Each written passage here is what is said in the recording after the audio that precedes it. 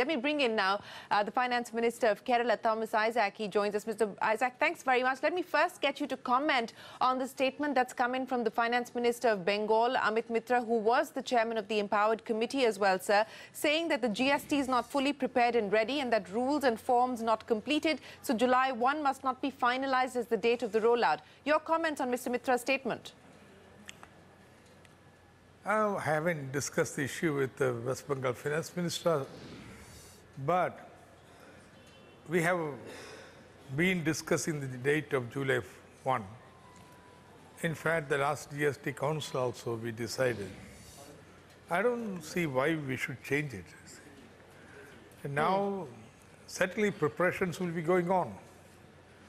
But the law is ready, rates are ready, the electronic backbone is almost done.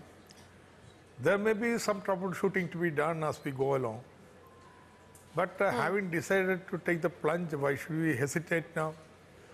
So, certainly, the issue can be discussed the meeting in the June 3rd.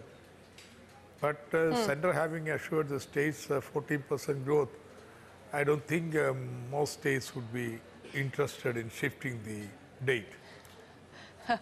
Okay, so you're saying that Dr. Mitra is not going to find too much support in the GST Council when it meets on the 3rd of June, and that most state finance ministers, as Finance Minister Arun Jaitley told us, are in favour of sticking to the July 1 timeline. But let me ask you, Mr. Issac, about some of the contentious issues that are yet to be taken up and will be taken up on the 3rd of June, sir. One, of course, is this business of the input tax credit. The Revenue Secretary today clarifying that perhaps there could be some upward revision. Maybe he hasn't quantified what that could be, but it cannot be 100%. And he did say that this is going to be top of the agenda when the GST Council meets on the 3rd of June. Sir, your comments on that? I have always been the opinion, and I have got on record, that the present GST rates determined are not revenue neutral. The state of Kerala, two-digit classification of commodities, but there are 1,200 of them. And in VAT, 1,000 of them were under 14.5.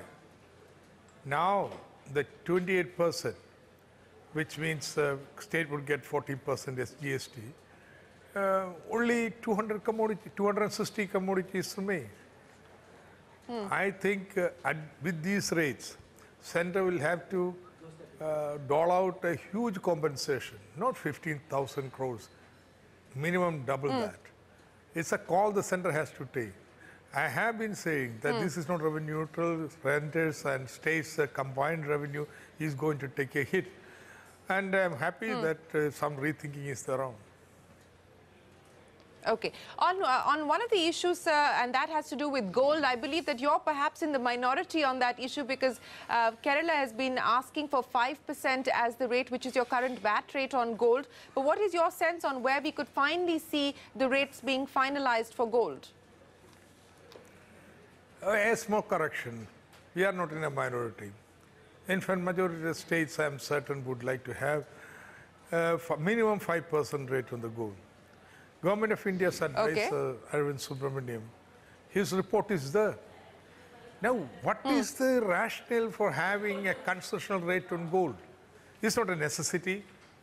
Even when necessities are taxed at 5%, 10, 12%, how can you justify gold, which is consumed 80% by the top 1 decile, be taxed at 1%, 2%? Okay, if you are going to do that, then you mean you have to raise the tax on other commodities. There is a trade-off. It's not a win-win situation. Yeah. One of the other contentious take issues, the case Mr. of gold, Issac, for example. Yes, go ahead, sir. Gold, for example, each price of the gold has increased 5-fold in the last 2 decades. Now, what is there to crib about a 5% increase? So there is no rationale whatsoever in keeping the gold at a low rate. Okay.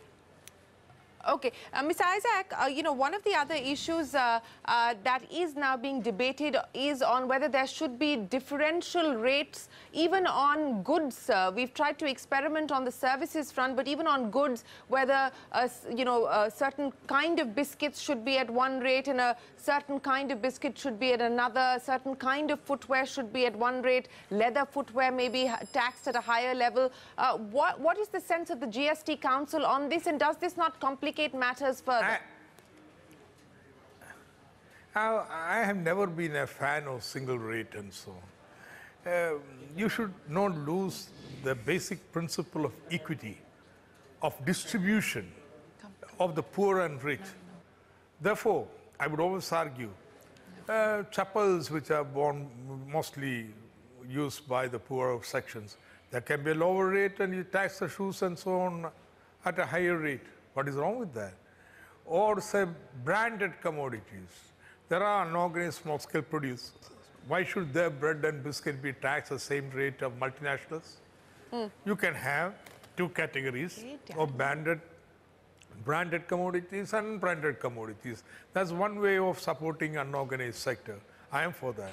Definitely, I am not a fan of one single rate.